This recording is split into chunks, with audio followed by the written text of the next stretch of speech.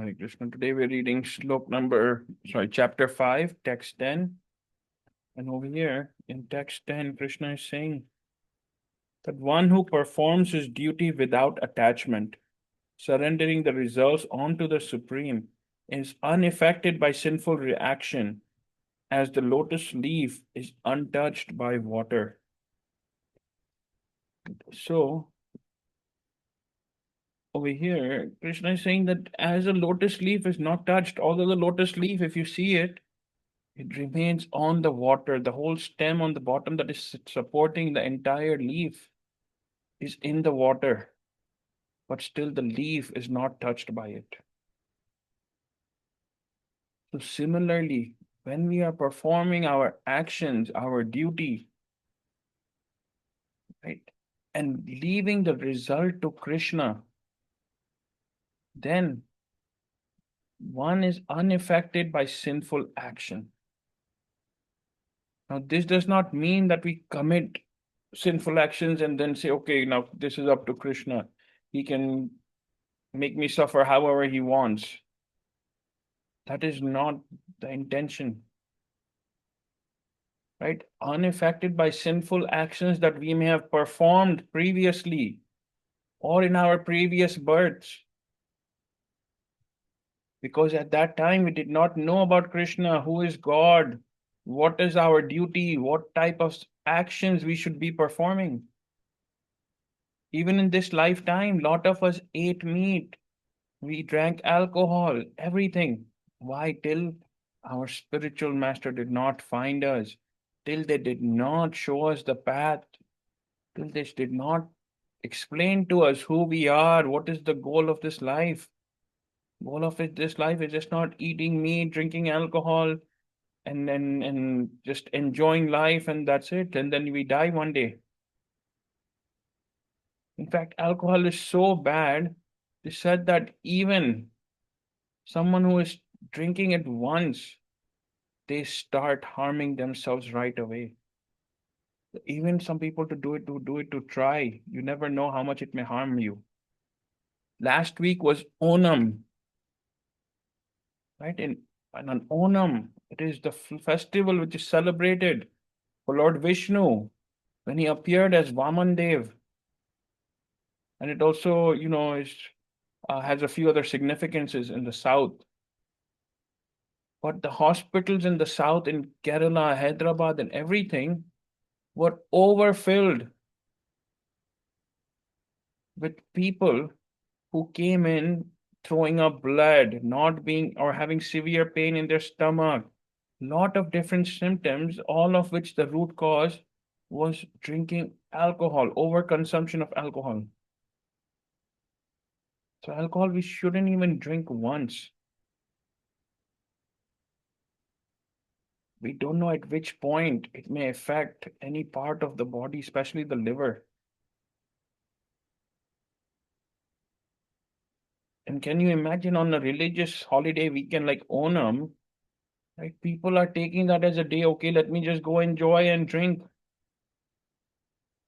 And from that, the ICUs were filled with people that came in from overconsumption of alcohol and their body parts got spoiled or whatever. Some people were drinking for years, but it needs to wait for all of our sinful actions, right, to reach its limit. And you don't know when that next drop of alcohol will hurt us. So doctors were pleading with the people.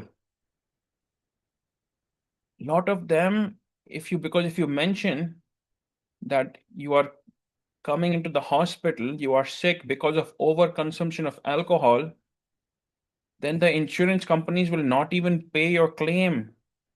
So a lot of them, the doctors were saying, were poor people who could not afford to pay the hospital bills, who could not afford the treatment. And they were begging the doctors to not write alcohol issue or abuse or whatever as the cause that they are sick. Because otherwise the hospitals will not pay, the insurance company will not pay for it, and then they will be held responsible. And they cannot pay for the treatment. But the doctor was saying that see how much people are addicted to the drinking, that they cannot pay the hospital bills. but they still take out money to go and buy alcohol. And they were pleading with everyone, especially the younger generation, not to drink any alcohol, consume alcohol, because sometimes for some people, the damage may come after 10, 20, 30, 40 years. But for a lot of people, it comes even in the first few times or the first few years that they are drinking alcohol. Literally, people came in where their livers were damaged. Now you cannot do anything until you don't get a transplant. So, surrendering and performing actions when we are surrendered to that Supreme Lord, right? We do not get the effect of the sins or sinful reactions from that we may have committed before coming into Krishna consciousness or before coming into what is the goal of our life, before learning about Krishna. Krishna is so kind that he forgives all of that. He said, okay, at that time you did not know about me, so it's okay. He takes a full eraser. You know how we have an erasers, how we're writing and we do something wrong, or these days on the laptop, you can literally control A, select all and delete. That's what Krishna does to all of our sins. He hits control A and delete everything. Right? When we surrender to Krishna, we start performing our duty. What is our duty? Right? Our duty is to chant. Our duty is to serve our spiritual master and the devotees of the Lord, and to serve the Lord and to listen to Harikatha. The rest, everything Krishna provides. He provides us with everything. But when we perform all of our actions that without any attachment, Krishna, he gives us the fruit of that action that we're doing. But on top of that, he adds his mercy and we get more than what we're supposed to receive.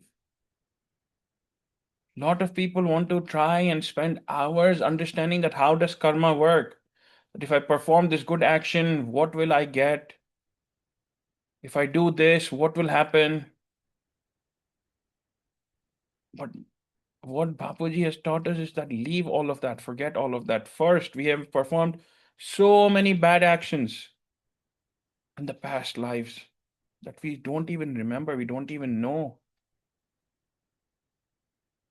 And you see in the Ekadashi Kathas of how people are suffering. Right? One of them, he just moved away a cow, a thirsty cow and his baby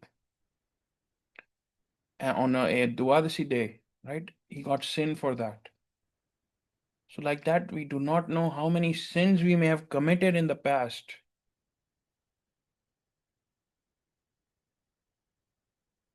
So, performing any good acts does not nullify the sins. That's what people don't understand. We think, oh, I'm giving in charity, I'm giving to the poor people, I'm feeding the hungry people, I'm feeding the homeless people, right? That all of my sins are getting destroyed. No, you are accumulating more good sins, but all of your, or sorry, you're accumulating good deeds, you're accumulating good karma, right? But your old sins are not getting destroyed. Because the old sins are only destroyed with the mercy of the Lord and with the chanting of the Lord. Hare Krishna, Hare Krishna, Krishna Krishna, Hare Hare, Hare Ram, Ram Ram, Hare Hare. So the old sins are only destroyed when we chant Krishna's name and when we surrender onto his lotus feet. Right? The lotus feet of the Lord, that is the place where we all should be living every single moment. So when we perform our action, that we have performed all of our bad actions in the past, those sins stop coming. How? By the mercy of the Lord, he wipes everything out. Those actions stop, those reactions of the bad sins, they stop coming by the mercy of the Lord. And then what happens? Then now we're continuing to perform a lot of actions in our day-to-day life. And we're doing that by being unattached to the result. We're doing it for the pleasure of Guru, for the pleasure of Krishna. right? That I am seeing Krishna everywhere in my family. That's why I'm working, in my parents, in my friends, everywhere. Right? So when we are performing these actions now without being attached to the reaction, so we are performing the action. Let's say we gave it our 100% and we were supposed to get 100% in return. But we are not attached. We're not even asking for that 100%. We're not attached to the 100%. Whatever Krishna gives me, that is the best. So the fruit of our action, the result was 100%. But Krishna adds his mercy on that. And his mercy, when he adds, it's unlimited. He can make that 100% return 200%, or he can make it 1000%, or unlimited. So more than our karma or our actions, right? We should depend on the mercy of Krishna because that is always greater. Krishna's mercy is unlimited, right? He can forgive all of our sins, he can forgive everything, and he can also give all of the things that we need in our life.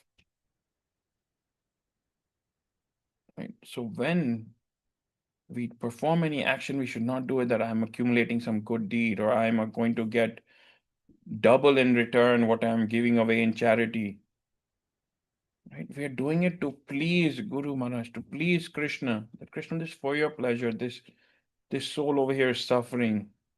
So I'm doing this to help them out for your pleasure, that if I serve him, you will get happy. Right? So if someone is hungry and we are feeding them vegetarian food, then when we feed them that or give them that, and we expect that one day that Krishna also will give me, gold in return or give me this in return, right? No, we should not be expecting anything. But Krishna, I'm just doing that because you will get happy, because one of your soul who was hungry over here, right, will now have something to eat, will now at least be satisfied for this meal time. And when we do that, right, then what Krishna gives us in return, right? If we were only supposed to get, let's say, if we do that and we were supposed to get maybe, some amount or something in return, that may become tenfold, become hundredfold, whatever it is, because Krishna then adds his mercy onto our actions and gives us the result. So we should not take this lightly. That when we're performing any actions or giving in charity or giving in donation or even just in day-to-day life, any action, right? We should do this for the pleasure of Guru and Krishna. And one who performs his duty without attachment, surrendering the result to the Supreme Lord, right, is unaffected by the sinful action. But not only that, from now onwards, are we getting more than what we actually should be receiving because Krishna is adding his mercy on there, but we also are unaffected by any of the previous sinful actions. So remember, any time in our life, rather than depending on how hard we are working or how much we are doing or how much we are giving away or what good deeds we are doing, should simply learn to depend on the mercy of Krishna. Because the mercy of Guru and Krishna is bigger than anything we can ever do. Their mercy is unlimited. Right? Krishna is Hazar Haath Wala. When he gives someone something, right, he gives according to his stature. If we just do our action and we ask Krishna, I fed this hungry person, right? Please let me get a good job, or let me get this, let my child get a good grades, or let them learn something new. When we ask for these small, small things, Krishna can give more than that. Like, what are we asking? First of all, we shouldn't even be asking. So when we perform any action, instead of asking, we should be dependent on the mercy of the Lord.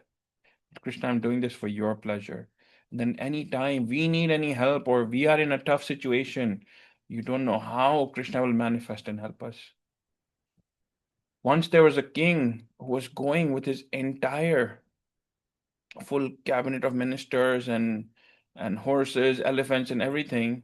He was going to another kingdom. And as he was about to reach over there, one of the buttons from the clothing that he was wearing, it broke off. So now he's a king,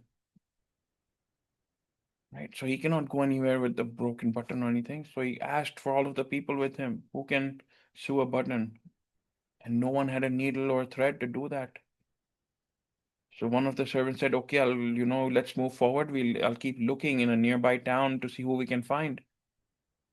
So as they went forward, they found a tailor in the nearby town, and he came, and they called him and they brought him, and they told him that you need to fix the button for our king. He said, "Yeah, sure, that's my job." So he fixed the button. The king became very happy, and he told him, "Right, ask me, what do you want to ask me for? How much do I owe you for this?"